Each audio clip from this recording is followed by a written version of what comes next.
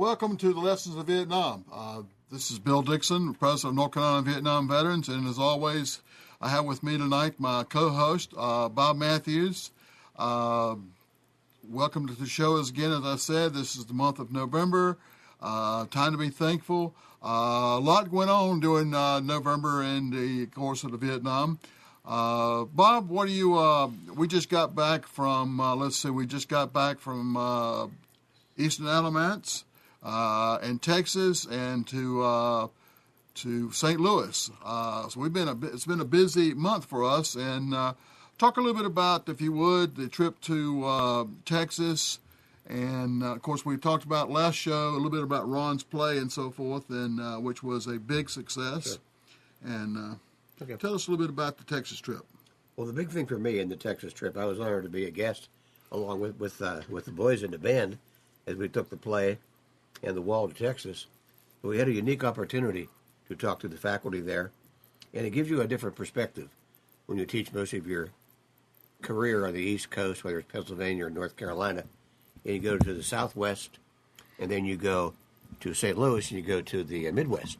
Gives you a whole different perspective on what teachers expect, and really what are expected of teachers and the students, what their reading levels are, what the school's philosophy is.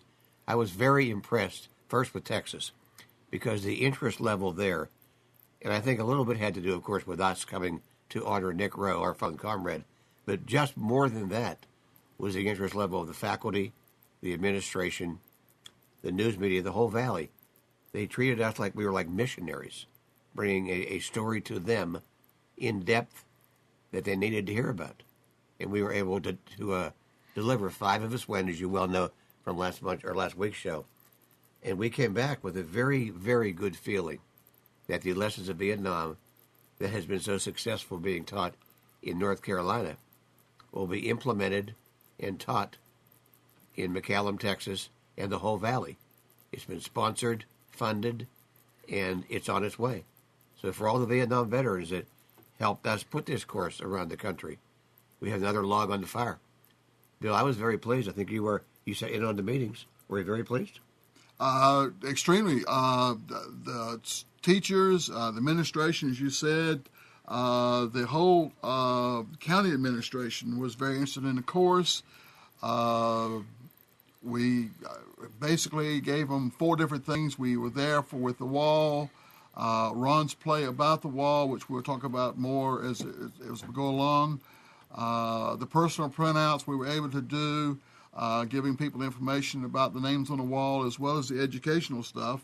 And then we were able to participate in the November 11th ceremonies and festivities at the National Texas War Memorial that Colonel Frank Plummer had done and been working on. He was a World War II Korea and Vietnam vet, and he didn't do it all by himself, but he was been very hard putting together that memorial. I want to do a real shout out. Actually, Bob, there were 6 of us. You forgot Al because he drove down. I never forget Al. I got you covered. But I do want to thank the agents and the administration for Fathom Realty. It was a long trip, expensive trip, and they had agreed to underwrite the expenses for us to go, which was fantastic to give us the opportunity to go and reach out to other communities and so forth with our program.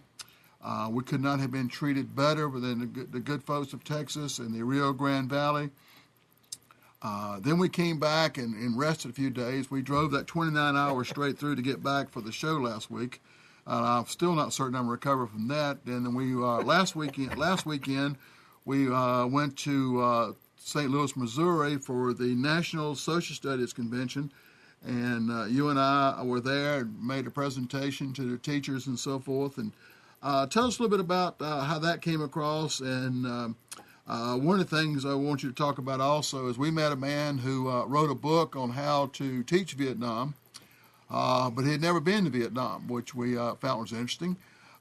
We met him and showed him what it was all about. And I think he was a little bit awestruck with the presentation you did and so forth. And talk to the people out there at home and so forth that a little bit about what we did in St. Louis and the interest. It's amazing the interest that was given for the Vietnam course. It's really heartwarming to find out that we're all of a sudden now we're actually appreciated. Well, you've always been appreciated by me. But now, if you want to give us a call, the subject for tonight, of course, is the holidays, missing Christmas, and teaching Vietnam in America. And as we move on in November, been a very busy month, give us a call, if you will, at 919-518-9773, or we'll take all your calls and letters tonight. Now, I want to digress a bit on Texas, because before I get to St. Louis, I was very, very impressed with the Texas faculty at Nick Rowe High School, because one of the hardest audiences to teach are teachers. Because by and large, you're in control of your classroom.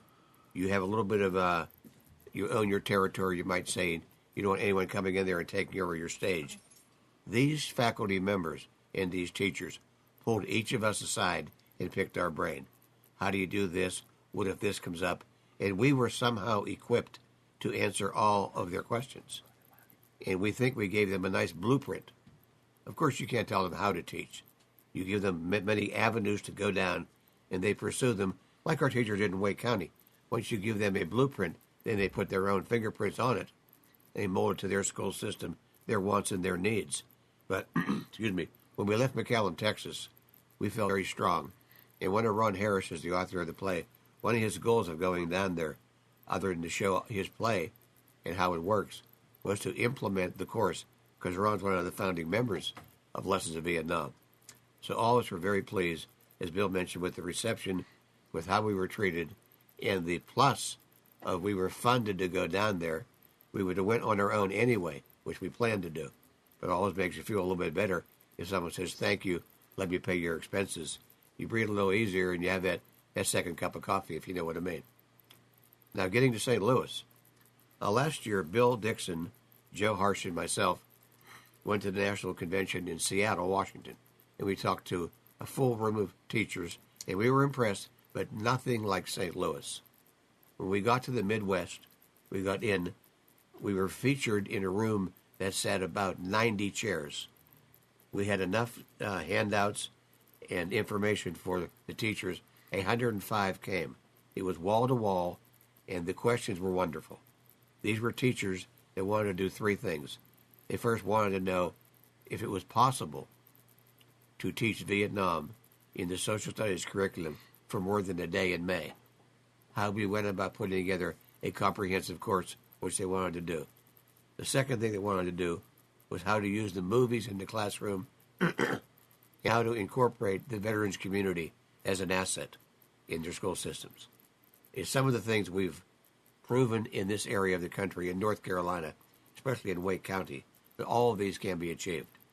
Our audience was very diverse.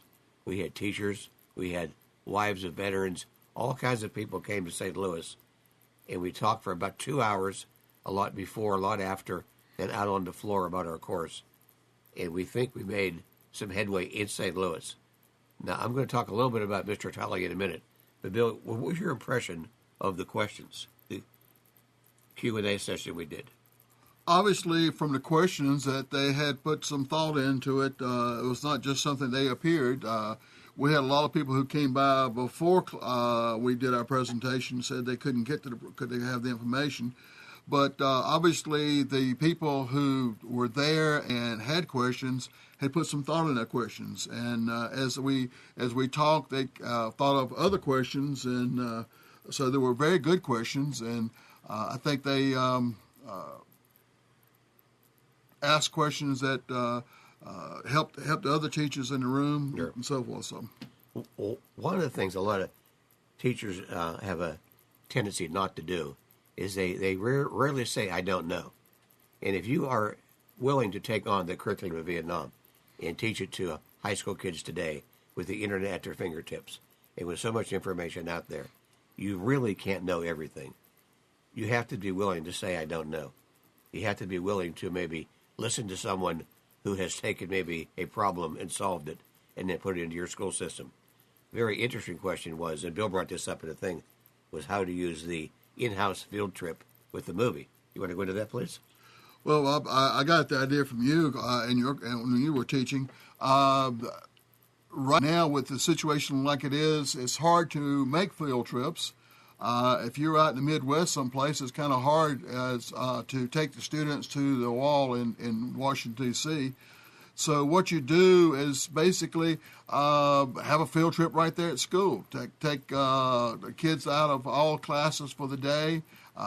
Get a substitute teacher for your classes and spend the entire day watching a full movie, some of the Vietnam movies, or have veterans came in and so forth.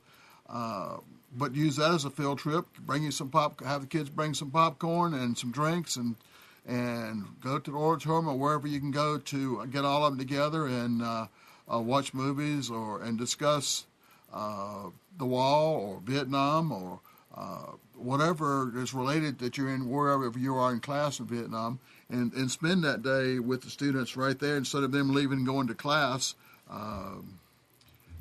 Of course, you'd have to work with the administration and the other teachers, but it would give them the idea sometimes to do the same thing with their students. So. You know, one of the things about the teachers, they were so interested in taking this curriculum and making it special in their schools. And it was such a receptive audience. What Bill mentioned about taking your day and making your kids feel very special, give them some ownership in the curriculum, talk to your faculty, tell them what you're going to do. It gets contagious.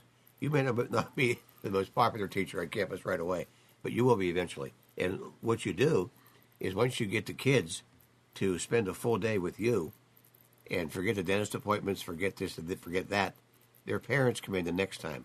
And pretty soon, this curriculum gets a life of its own. It goes to the next school. It filters down to the middle school. And the teachers are getting better questions. And one of the teachers said, well, what if I can't answer some of the questions? That happens every day if you're a teacher. You say, okay, one question come up like this is, who was to blame for the My Lai incident? Well, you're not going to know that answer on the spot, if ever. You have to table that, go back, do your homework as an instructor, come back the next day to your class, and engage in that dialogue, whether it's Bill Calley, Ernest Medina, higher up than that, or no one. And pretty soon you take the problem, and we use the My Lai incident as an example, and you surround it with information, with questions, with experts, with readings, with websites, and pretty soon the total package becomes very clear, and you assume and keep your credibility. Because Vietnam, as I told the class the group in Washington, D.C., in St. Louis and Washington, D.C., is the hardest thing I've ever taught and the most enjoyable. But with the help, like with Ron Harris and Bill Dixon, and men that know more than me or as much as me about Vietnam, collective effort makes the product very, very believable, and it's contagious. I was very impressed in St. Louis. Now, I want to go with Bill asked me to talk about this one fella. His name was Dr. Tully, Tulley, and he works for the Wisconsin Press. They print books, and he had a book in the lobby on how to teach Vietnam and the questions teachers ask. Well, I went over to see him. We started talking back and forth, and I invited him to our session. He came in, sat through, and when Bill and I were finished with our hour and a half of give and take questions and handouts and so forth, he looked amazed. He said, "What are you doing?" I said, "Well, we're trying to show you one way to teach Vietnam in America and adjust it to your region where you live and how strong your system is." And he said, "Well, your stuff is better than mine." And I said, "Well, I haven't seen yours yet." And then we looked at his. He was right. Yeah. He stayed a long time. He gave us a nice donation. He took a package. He's going to incorporate this in his next book. And we think we've made some headway with Mr. Tully and his printing press and with National Geographic. But the reason we went was exposure. We started, as we said many times on this show, and many times throughout Wake County, we introduced our curriculum in St. Louis to 105 school systems. We're over 900 school systems now that have put their fingers on the lessons of Vietnam. And one of the lessons, obviously, was don't assume that the whole country is interested in teaching that part of history. I know it's a 50-year anniversary, and probably everybody was really interested in the 50-year of the JFK assassination. it started to perk the interest again of 50 years ago. Well, 50 years ago was Vietnam. Go. Bob, one of the things that we also discussed that we've discussed in the past is we talk with teachers not to be intimidated by trying to teach the course on Vietnam, or don't be intimidated by bringing in veterans. An important aspect of the class and the lessons of Vietnam is to bring in veterans from the community, for the teachers not to be intimidated by the veterans and to work with the veterans, because sometimes they're intimidated by the teachers themselves. And Exactly. How to reach out and to the veteran community. And just want to kind of throw out a little commercial there, and that if you're an educator or you're a veteran and you would like this course in your schools, let us know. We'd be glad to work with you and help you any way we can. If you're a veteran and you would like to reach out to the schools, contact us, and we'll kind of help you, guide you through that process. And like I said, if you're an educator and you would like to program in your course and you'd like to know how to reach out to veterans, we can work with you and help you there and give you guidance. But that's what makes the course work, is reaching out to the community. And as we explain to teachers, the teachers always need a little bit of extra money to help with the course. And most veterans organizations, if someone's actually interested in veterans and working in the schools and so forth, have a few extra dollars they might be able to kick in to help a teacher with buy flags or whatever information they need is out there. So it's, again, let us know if we can help you as an educator or whatever, or a veteran, to bring the course in. Okay, we've kind of gone over St. Louis a little bit. Do you have anything else you want to talk about St. Louis before we move on? Or? I do. A couple of little things that I want to piggyback what you just said a minute ago. What Bill mentioned about how to use the veterans in your classroom, how to approach them. You could see in the audience a little bit of standoffishness. We'll use that new word. They were going like, how? Because, you start thinking about high schools. Most adults never go back to their high school once they graduate. They go for a reunion, perhaps, or maybe a football game if their kids play sports there. But they rarely go back. And most of the children in school today, they're affected by the adult groups of parents, coaches, sponsors, and they exclude the veterans community from a school asset. Not on purpose, they just never think about it.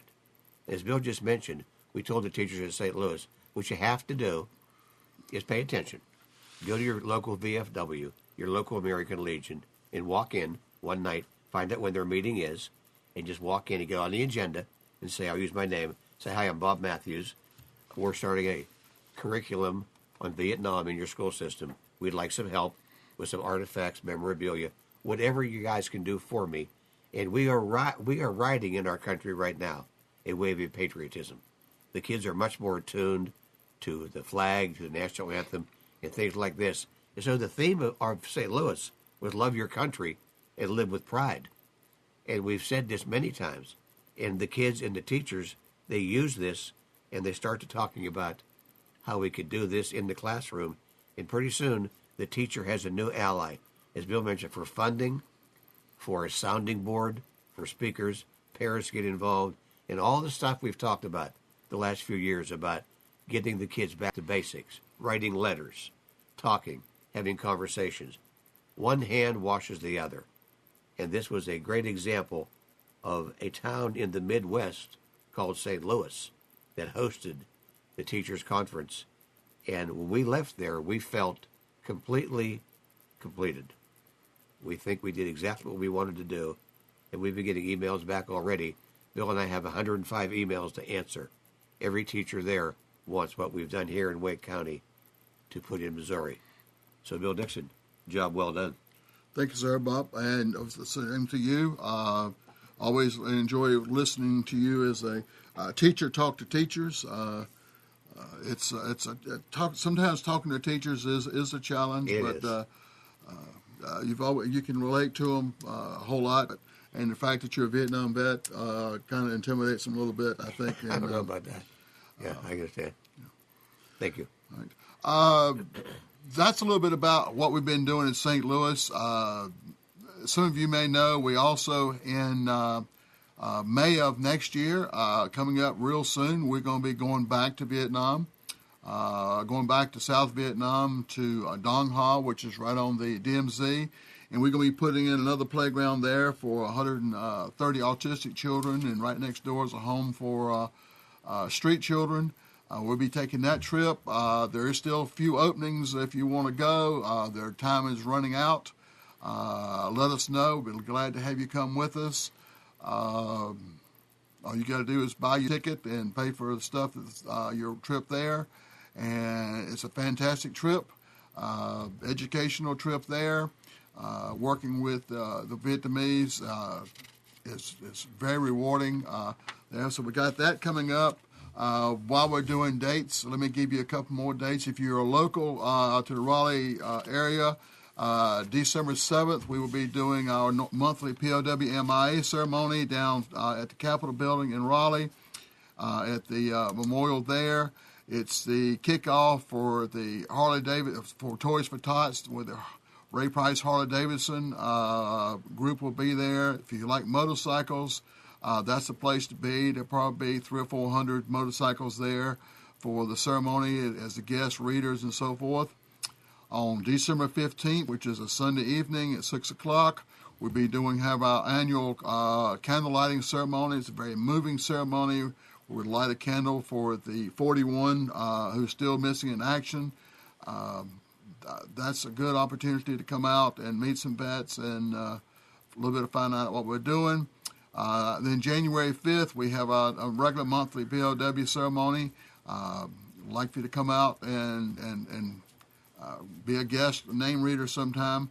So there's lots of opportunities out there to come in and be a participant. If you're a Vietnam vet, come in and talk to other vets. We found that going in the classroom and talking to other vets is probably one of the most healing things you can do. I see vets all the time who say, well, I don't like to talk about it. As that saying goes, when were you in Vietnam? I was there last night. It never really leaves you. You may leave Vietnam, but Vietnam never leaves you totally. So get together with some other vets, and you'll be amazed at how much difference it makes in your overall outlook. Going into classes and speak is probably as therapeutic as you can find anything. But those are opportunities to reach out and join us. Go back to the play a little bit, Bob. When it was videoed.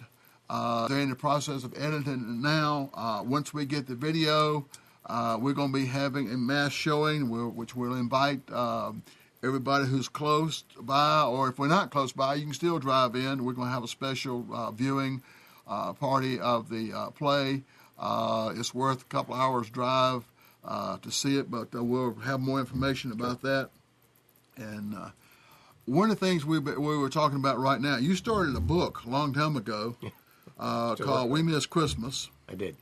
And this time of year, it really falls into in place because now we're getting ready to start Christmas and New Year's, and of course Thanksgiving coming up. We have a tendency to put Christmas before Thanksgiving now. We do.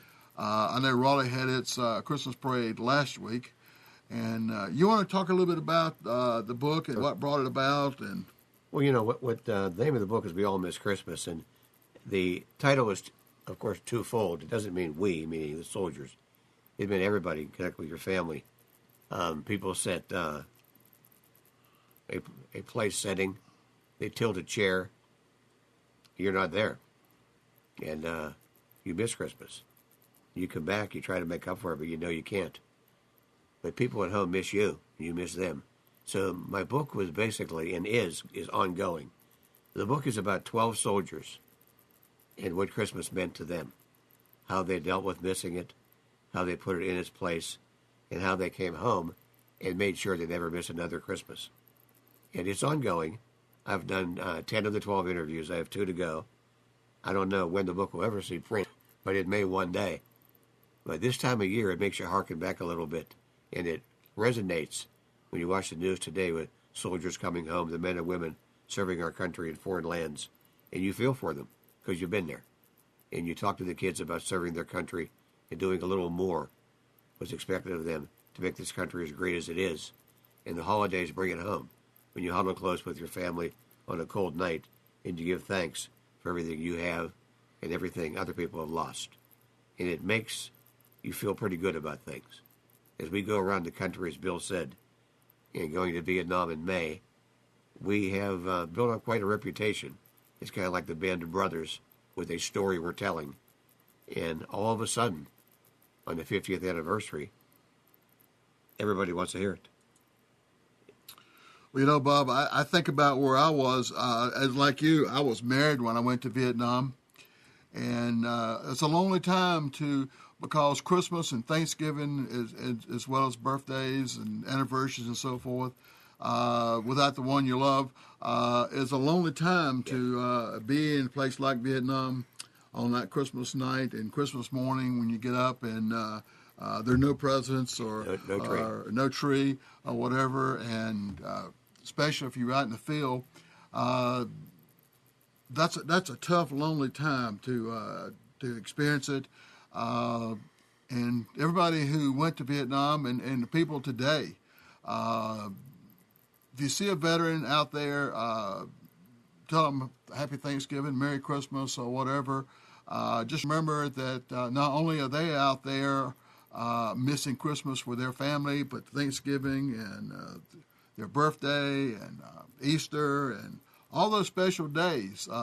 They just kind of, life goes on and they're still out there serving you and your country and all of us. And miss those very, very special days. You can't get them back, you know. Well, Bill, one of the questions that I ask in the interviews in the book, We All Miss Christmas, I keep plugging that title, you know, that what did you do Christmas Day? And thank God for mail. I mean, I must have read my letters 100 times. Every time you read it, you get more out of it. And people handle it in different ways. And you talk to soldiers today. And we talked at our meeting last night about what we can do, you know, coats, different things for kids today. It's a time of the year where you're so thankful for what you have, and you look around and so many people still need help.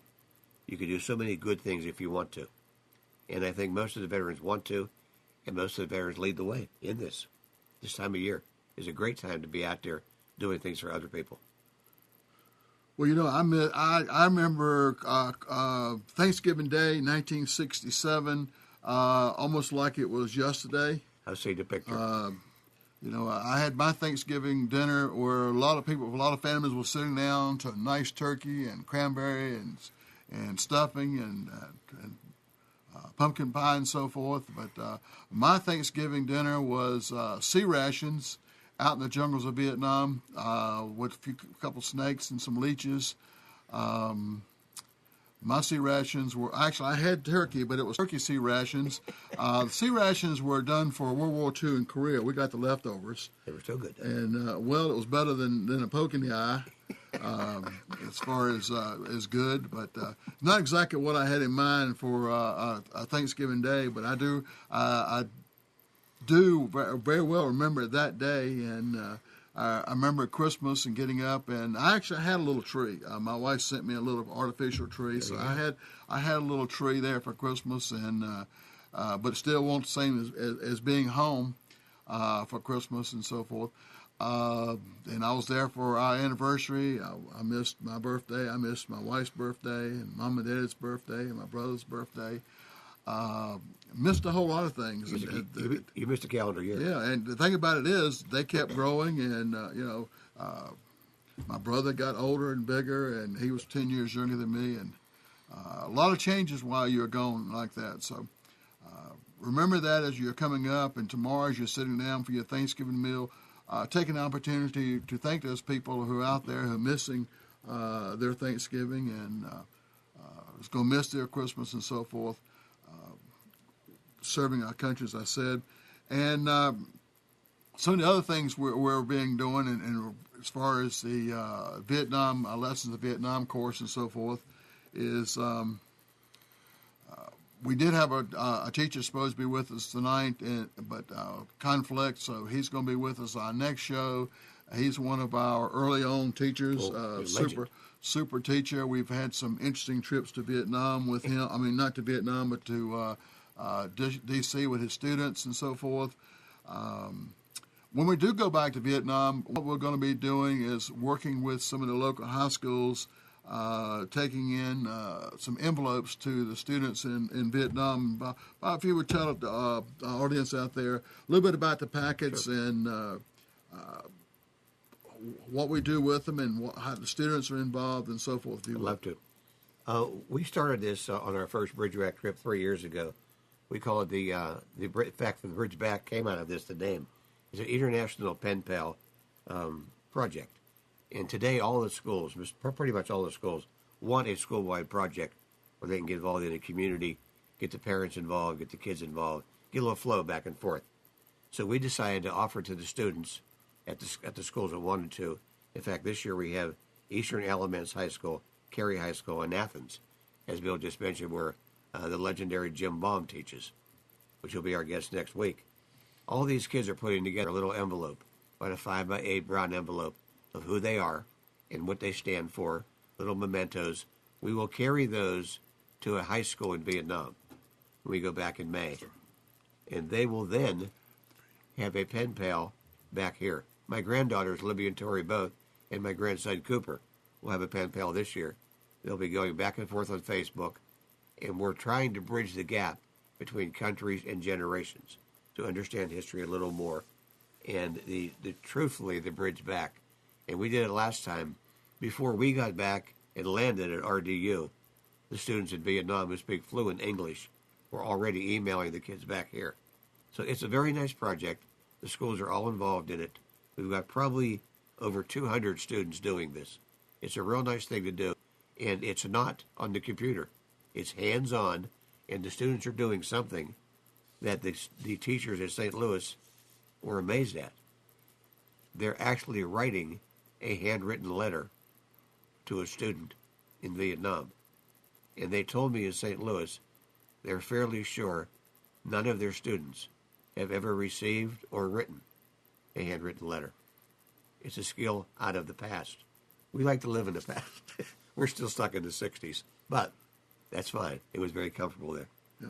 We're going to share with you a little bit what was going on in November during the Vietnam War. While you're watching this, give us a call at 919-518-9773.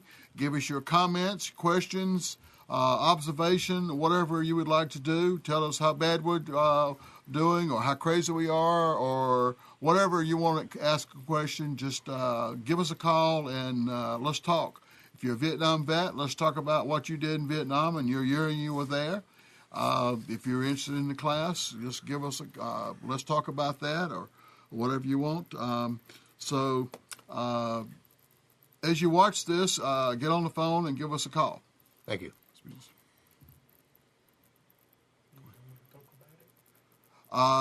As I mentioned, we're going to be what's going on in Vietnam or in the country during those from 59 to basically 75. Let's see. The first one is basically introducing the month of November, and let's see the next one.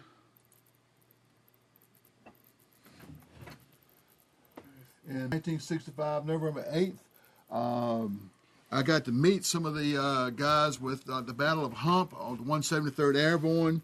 I think for those of us in North Carolina, that was a very important battle, in that Lawrence Joel was awarded the Medal of Honor for his activities there.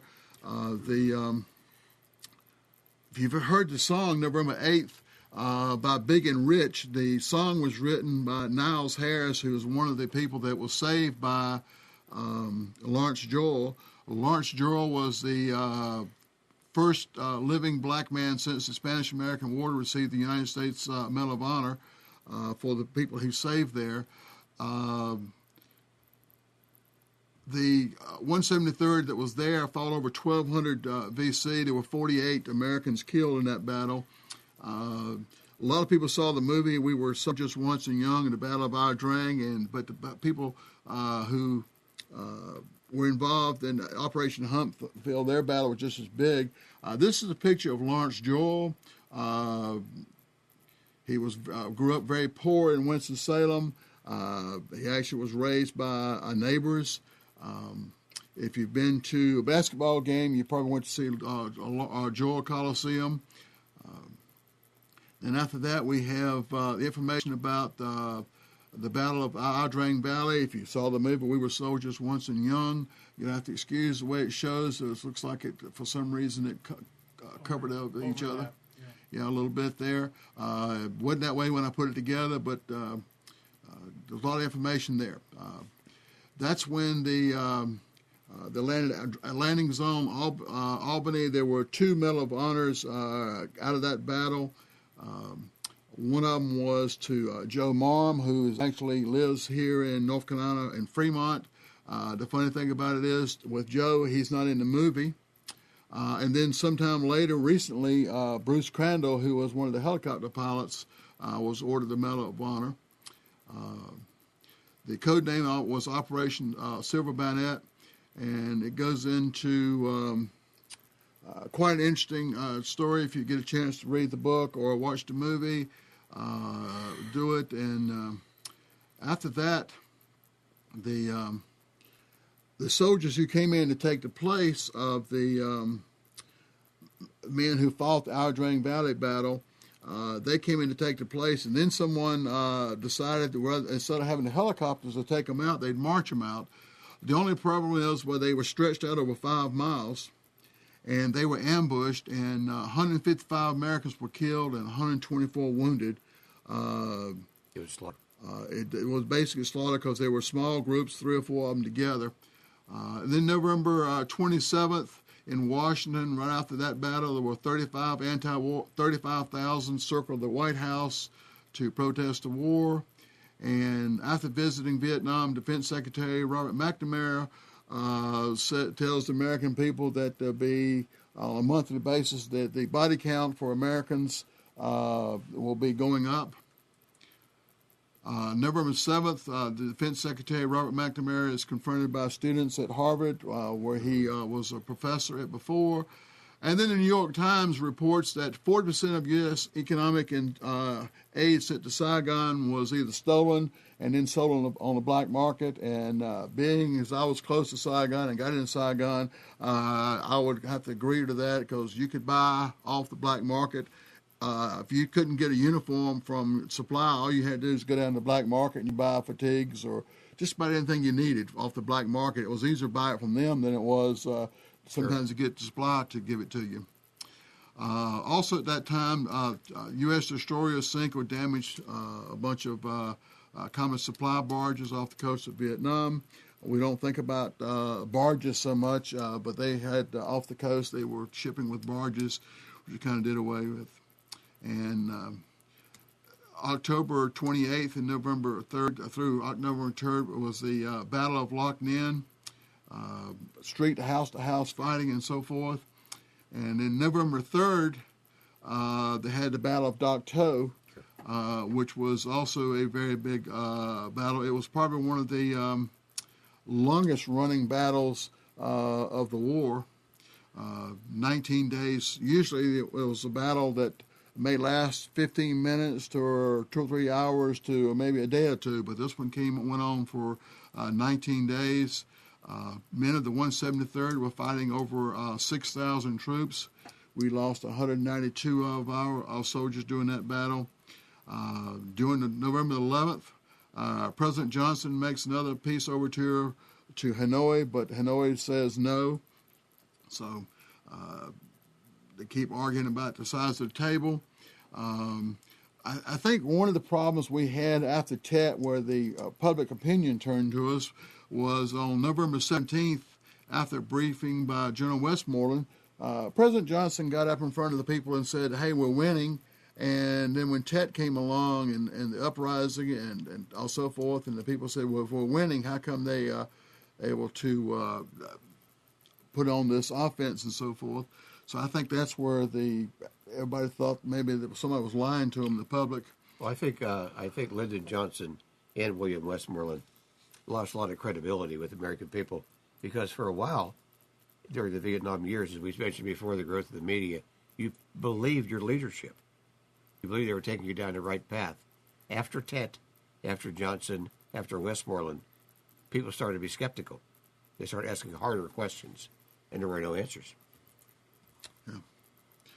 Also, after then, Robert McNamara got so frustrated, I think, also with the way the war and people that Johnson was listening to, he resigned in November of 1967. In November 1968, one of the worst disasters for American ship was it was docked near Mytho, and they mined the ship and blew the ship up, and there was 26 sailors that were killed during that time. It was one of the worst ship attacks in the whole Vietnam War. Then Richard Nixon won the presidency then. He was barely defeated Democratic Hubert Humphrey in November '68. And then he went back in and asked to have Harvard professor Henry Kissinger to come in and take over his advisor. A lot of history came out of that. And then he came on the air. Nixon came on the air and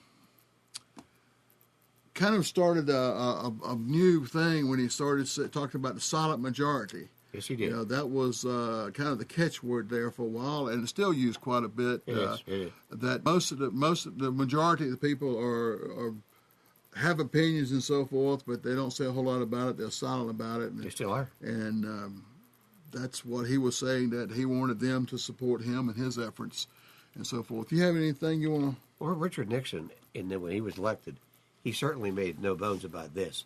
He did not want to be the first president to lose the U.S. war. He made some promises he couldn't keep.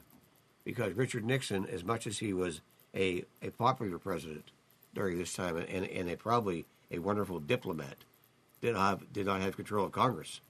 And he couldn't back up what he said. He promised South Vietnam he would back them to the end. He would back them with money, with munitions, with troops, with training, and it looked like he was with South Vietnam till the end, hopefully with Kissinger. They would negotiate a settlement, and they would have a divided Vietnam, North and South, with a fortified DMZ, and elections in 2 years. Well, we know what happened. Best laid plans of mice and men, we've said many times. Congress turned on Nixon after Watergate, and the bottom fell out. You know, along with that, Nixon also, lost a lot of credibility, like you said, with Westmoreland and so forth. In 1969, 12th and 13th fighting, it was a pretty good battle. We lost 22 KIAs near Da Nang. We lost another 17.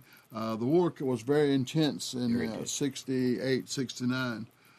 November 69, 15th, the mobilization peace demonstration draws an estimated 250,000 protesters in D.C. At the time, it was the largest protest in the history of the United States. November 15th, we lost a bunch of helicopters with a sappers attack at Camp Radcliffe near Ankh. In November 1969, November 16th, we first heard about My Lai and the My Lai massacre, which was covered up for a little while, and then it hit the newspaper, and that's all it was for a while, was My Lai. A year later, the military trial for Lieutenant Calley started at Fort Benning, and I believe you interviewed William Calley or talked to him.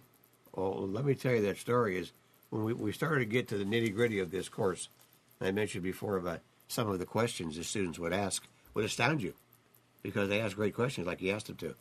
So I had to talk to Calley.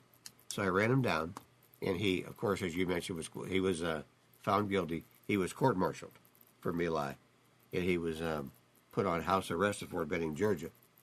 He was later pardoned by Richard Nixon. There was quite an outburst in this country. People don't know this, in favor of Bill Calley. And what he did in My Lai, what we think he did, he never talked. I talked to him on the phone, I think 3 times in Georgia, and he would not sit for an interview. He simply was, Mom was the word, it's over, it is what it is, that old expression. He wouldn't speak till about 2 years ago. He came forward now. His son graduated high school. He relocated to Atlanta, Georgia, and he said he would talk all about My Lai and answer all of the questions for $25,000 per sitting. He was going to milk it. No one came with the money. Bill Calley faded off into the sunset. I talked to Ernest Medina, his captain, in Minnesota. We tried to follow this as far as we could and tried to get to the bottom of My Lai. We talked to people that were at My Lai, soldiers with him, and we pretty much have the story as most people do. It was an atrocity. It was covered up. It was a mistake by a lot of people, but the big mistake was the cover-up. When everybody found it, it tainted every Vietnam veteran. My Lai, the name came out, baby killers, old people killer, and everybody was smeared by Calley's actions and his comrades. And there's no way around it. When you teach Vietnam, you must teach My Lai. You must talk about it. You know, Bob, My Lai was a tragedy. It should never have happened. And the Vietnamese, the North Vietnamese today still use the My Lai incident as a national, not a holiday, but it's definitely recognized. The interesting thing about it was that My Lai being tragedy, it was that none of the American press ever mentioned the mass graves that they found after Tet, where the North Vietnamese that came in and killed their own people.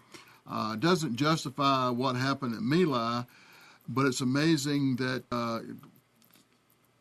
depending on what you read, how many people were killed at My Lai, but there were thousands of people killed by the North Vietnamese during Tet about the same time. That way, and at Khe Sanh. That never. It's kind of like, oh, that was different. Well, Bill, we went through a period there, as we talked about before, of selective journalism, of I guess we'll call it sensationalism. It was kind of in vogue then to trash Vietnam. The headlines, the soldiers coming home, and that's why when we did come home, and the schools tried to teach Vietnam, they couldn't get off the ground. It was too negative. And the more and more we dig today, the more and more we come up with. The best example you gave was the success of Tet. Tet was a failure.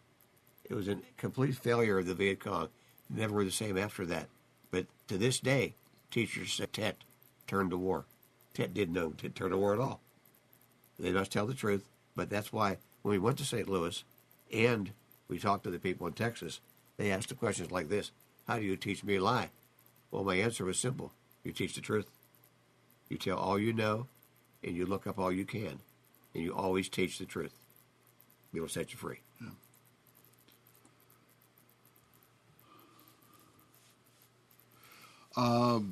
Also, the war was still going on in 1970. Booby traps and landmines killed 9 Americans and wounded 10. Even though the war was somewhat winding down, it was still a dangerous place. Sure. November 21st, 1970, Operation Ivy Coast, which most people know as the Song Tay Raid. Some people look at it as being a failure, but because they went into west of Hanoi, northwest of Hanoi, to rescue some POWs that were at supposedly at Song Tay, but they discovered that the prisoners there had been moved just a couple of days before because the well had gone dry. And people call it as a failure. And if you were a POW, it was actually a great event for them because the North Vietnamese decided that they were not as vulnerable, as safe as they thought they were. Exactly. And the treatment towards the prisoners of war changed and a little bit more lenient and less torture and so forth. after Sante. So most prisoners in the books and POWs I've talked to said that life definitely got better. Still wasn't a picnic for them, but life got better as a result of Sante. So even though the troops they were trying to rescue were not there, they were. It was in some ways a success as for the other prisoners of war. And they brought them in. They were scattered all over Vietnam and North Vietnam before that. And they brought them in a little closer to groups. And instead of being isolated, they brought all the prisoners together, so they were actually able to get comfort by talking to each other and so forth. When you talk to a POW, and you've seen this slogan right here on my book before, all over Wake County, all over the country, flags, bumper stickers everywhere. And on this show later in the year, the first part of the year, we're going to have Bill Schuette, a man from Apex, who was a 6.5-year POW in a Hanoi Hilton. And he knows about Sante, as Bill mentioned. It was a very, very good thing for them. Their life changed completely. And when Bill comes in, a subject that is very, very hard for teachers that teach the Vietnam curriculum to approach and to handle is a POW MIA issue. As we talk about the holidays and talk about the busy month of November, for us now and then in Vietnam, it correlates nicely with this. When Bill Schuette comes in and you talk about missing Christmas, Bill told me when I first met him and interviewed him for this course, he says, Bob, let me put this in perspective for you, okay? I love this country. When I left and flew over North Vietnam and was shot down, my son was 6 months old. When I came home, he was 7 years old. You can't replace that. I will tell my story gladly, and I would do it again. Bill Schuette, we salute you as an American hero. Bill will be on as one of our guests in December, and you'll get the inside story of the Sante raid, the Hanoi Hilton, and the POW MIA situation. As the war was winding down, United States Army and military basically quit going out on these search and destroy missions and so forth. They basically stayed back and did more of a defensive, unless they were attacked, and did their advisory beginning in November of 1971. Even though we were in a defensive role, we were still attacked. There were 22 Americans killed in a helicopter crash right outside of Metho and down in the Delta. November 7th, in 72, Richard Nixon was reelected again as a landslide. Biggest to date. One of the things that interests me was in November of 1972, on the 11th, the Army turned over Long Binh to the South Vietnamese government. Now, Long Binh is where I served in Vietnam. They had 55,000 troops, and it was like a small city. It was quite a base. And when they turned that over, it kind of symbolized the Americans are turning over the war back to South Vietnam. Yes. And so forth. That was had to be quite an event to do that, because it was right there by Bien Hoa Air Base, which was also a very strategic place. And 1972, as things were winding down, Nixon sent a letter to the South Vietnamese president talking about how he was going to stand behind them and take care of them and so forth, to quote him, to take swift and severe retaliatory action if the North Vietnam violates the proposed peace treaty. And as we all know, that didn't exactly come about. When we pulled out, we left the North Vietnamese military still in the South, and then with the Cooper Church Amendment coming in, who said we couldn't go back to Vietnam at all, and support and aid kind of went by the wayside. So, no, I think the expression was, we left the South Vietnamese high and dry. Yes. A lot of Vietnam vets have a problem realizing that, but in my opinion, we definitely walked out and left them in a lurch and broke a lot of promises. We lost a lot of credibility with allies. Yes, we did. And then in November 72, around the end of November, basically all the troops, combat troops, withdrew from Vietnam. All that was left officially was advisors and administrators and so forth. So when you saw the troops leaving Saigon at the fall of Saigon, basically what you saw there were the administrative, Yes. or aid workers, people who were trying to help the Vietnamese government. And as you look back and you look at these dates and you look at what was going on, where were you in November of whatever year it was? How did what was going on affect you? And it's like everybody remembers where they were when Kennedy Oh, yes. was assassinated, Especially recently. which was also in November. What think about where you were and what you missed. It was quite a month, November, Yes. Vietnam and here. Now, this is our 11th show on Lessons of Vietnam, and we hope you've enjoyed all of these. We've tried to bring you every aspect of the war, from the war at home to teaching Vietnam to the war on the water to the war in the air. We have more chapters.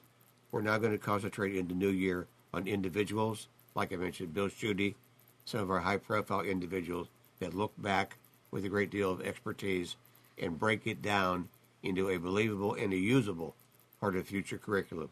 All of our shows are archived. All of our shows can be retrieved with a click of a mouse. Speaking of Thanksgiving, that's a guy great. that I'm very familiar with. A nice-looking guy right there. If you look at that picture and you see me, yes, I've gained about 2 people since I came home from Vietnam. But that's me celebrating Thanksgiving out in the jungles of Vietnam. That's the sea ration you talked about. That's the sea rations I That's the talked turkey. about with the Army-issued glasses, which was always interesting. If you really discovered something right there, if you're wearing a steel pot and you're running and you start sweating, those glasses fog up to the point you can't see where you're going. They're popular today, guys. Those big rim glasses and so forth. But so that's where I was doing in November of '67 Thanksgiving. Yes, I missed a hot turkey and stuffing meal right there because you can do what you want to with turkey sea rations. It don't really taste a whole lot like turkey. In fact, if it didn't say turkey, you wouldn't know what it was. It was still may have been a mystery meat. But that's how I served my my Thanksgiving. I like it. And so people don't realize, most people would never look at that picture and say, well, I know who that is. And so not only has things changed, but Yes, they have. I've changed a little bit I since love then, it. too.